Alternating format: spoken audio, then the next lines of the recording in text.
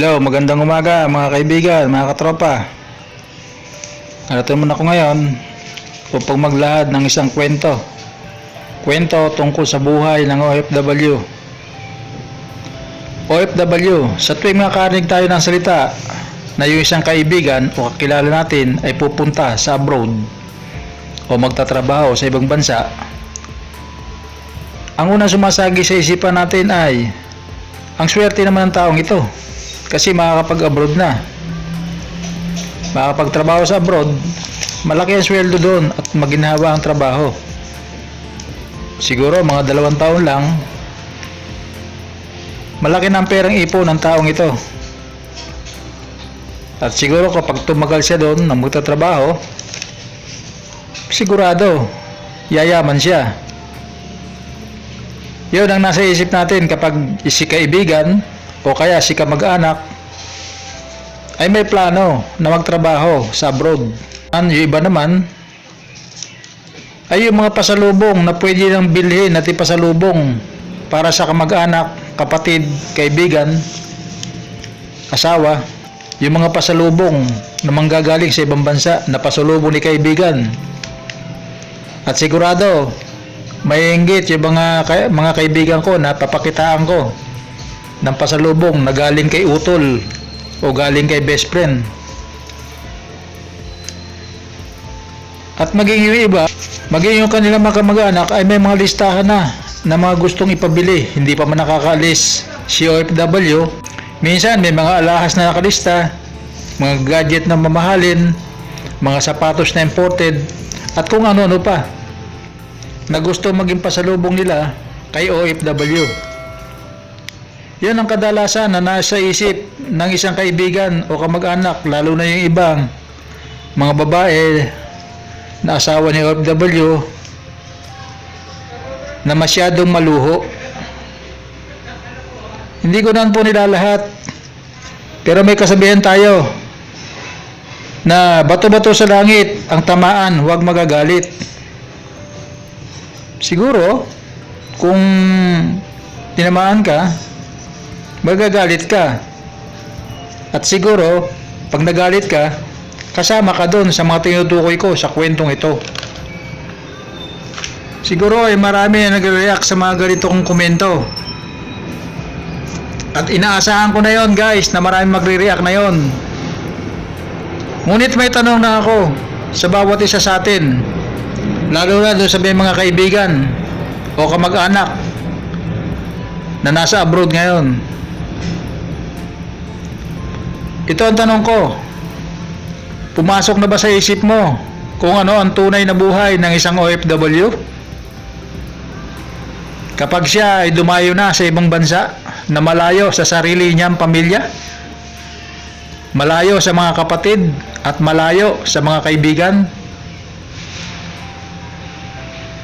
Ano nga ba ang tunay na buhay ng isang OFW? Yan, guys, ang malalaman nyo sa patuloy nyong panonood at pakikinig ng kwentong ito. Ito, guys, simulan na natin. Bagaman hindi nakatapos ng pag-aaral si Wilmer, ay masikap siya sa buhay. At taglay din niya ang sipag at tiyaga na sa lahat ng pagkakataon ay makikita sa kanya. At tulad din ng karaniwang lalaki, ay nangarap din siya na magkaroon ng sariling pamilya. Kaya nga na makapag-asawa, ay lalo niyang sinipagan at lalo siyang nagsikap sa paghahanap buhay. Lalo na nga na magkaroon sila ng anak ng napangasawang si Stella. Makikita sa kanya ang isang padre di pamilya na talaga nagsisikap para sa kanyang pamilya. At ni minsan ay hindi nagpabaya. Subalit dito sa bansa natin, kahit anong pagsisikap ang gawin mo,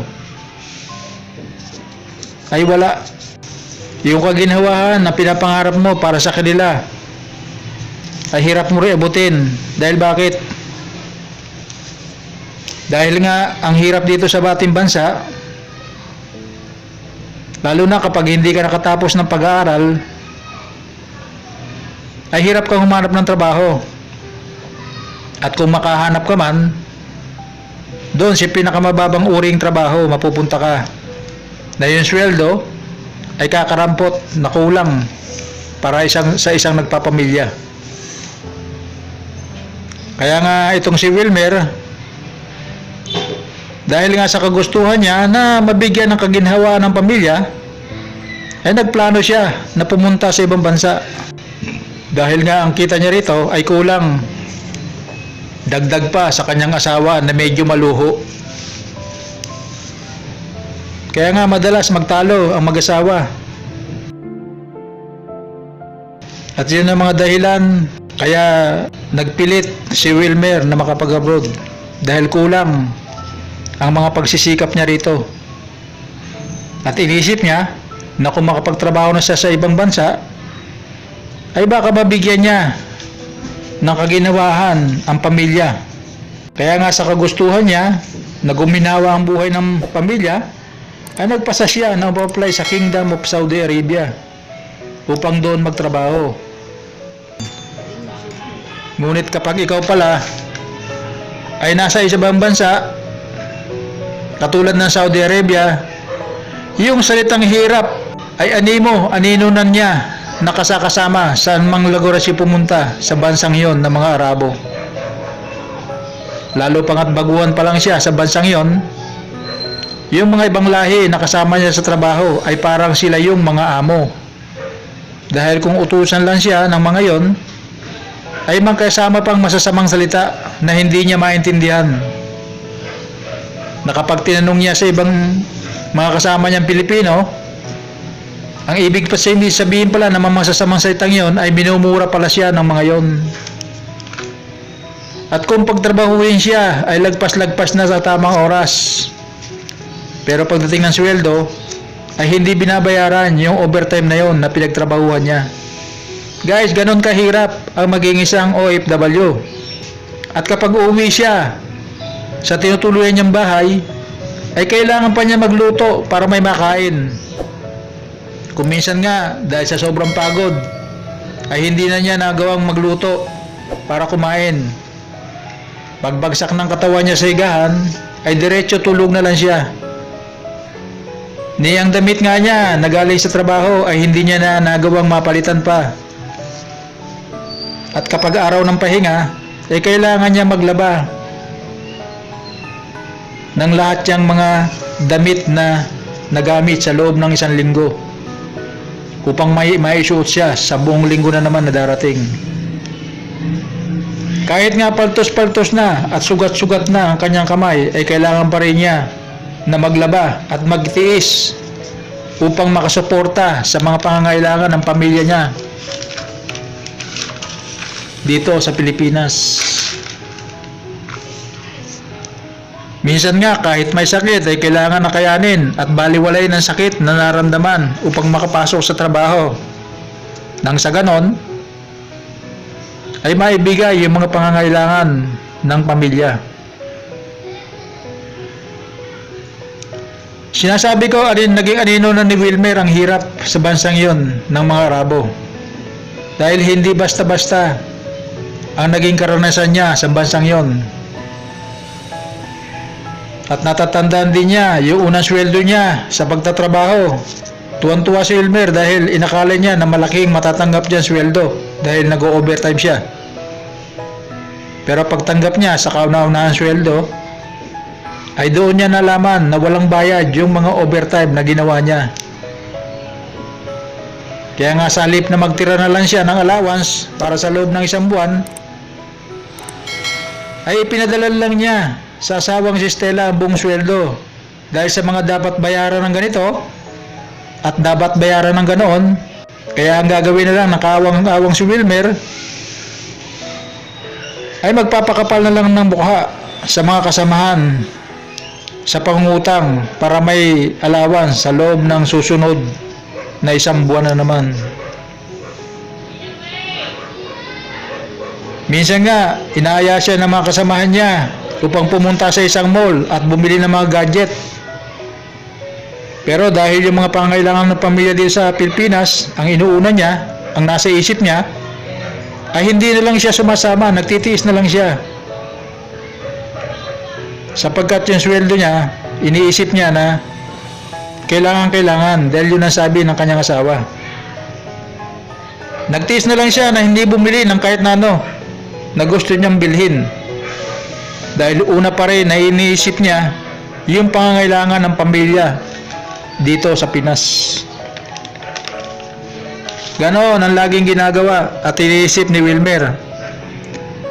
Una muna ang pamilya bago ang sarili. Kung minsan nga, para makatipid, ay nanghihingi na lang siya ng konting pagkain sa mga kasama para naman patuloy na makapagtrabaho para sa pamilya at patuloy na makasuporta dito.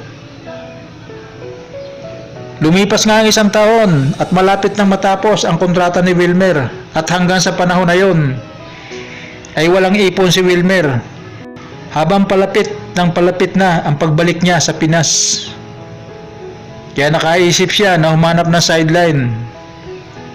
Swerte naman at nakakuha siya ng sideline kahit papano ay makakabili siya ng mga pasulubong sa pamilya at sa mga kamag-anak ng asawa na si Stella. Dahil nang minsan magkausap si Wilmer at si Stella, ay nabanggit ni Wilmer sa asawa na malapit na siyang umuwi. Kaya ng mga sumunod na mga araw ay puro mga pasalubong at pabili ng ganoon at pabili ng ganire ang klaro na naintindihan ni Wilmer sa mga pag-uusap nila ng asawa na si Stella at ng pamilya nito. Pumasok na lang sa isip ni Wilmer na kung alam nyo lang kung ano ang hirap at pagtitiis na dinaranas ko dito sa bansang ito ng mga Arabo. Guys, tayo mga Pilipino, ganun talagang naisa-isip natin. Kapag nasa ibang bansa, nagtatrabaho ang asawa, manugang, bayaw, kamag-anak o best friend, yung pasalubong ko, yun ang unang nasa isip natin. Ngunit pumasok lang ba kahit minsan sa isip natin kung ano na kaya ang nangyari kay Wilmer sa pagtatrabaho sa Saudi? Kumakain kaya ba siya ng tama sa tamang oras? Maayos kaya ang pakikitungo sa kanya ng mga kasamahan sa pagtatrabaho niya na yun? Guys, gaano kaya kahirap ang magtrabaho na walang karamay sa loob ng 2 taon? Guys, kung totoong nagmamalasakit tayo sa ating best friend,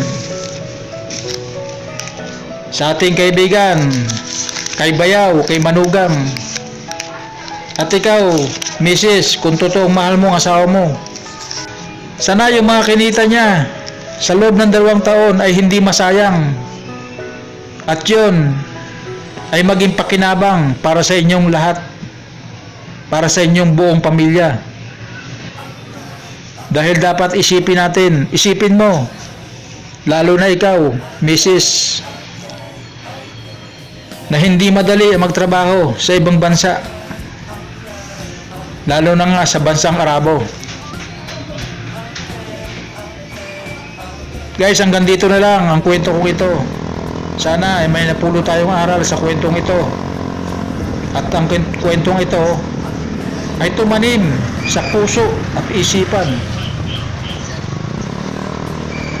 ng mga may asawa, ng mga may kaibigan, ng mga may kamag-anak na nagtatrabaho sa ibang bansa, lalo na sa bansang Arabo. Salamat. Hanggang dito na lang ang kwentong ito. Kung hindi ka pa nakasubscribe sa aking channel, Karomi, paki-subscribe lang, paki-click ang notification bell upang lahat ng aking mga bidyong lalabas at gagawin ay maging updated ka. Mag-like ko rin at mag-comment upang malaman ko kung magustuhan mo ang kwentong ito. Salamat, hanggang sa susunod.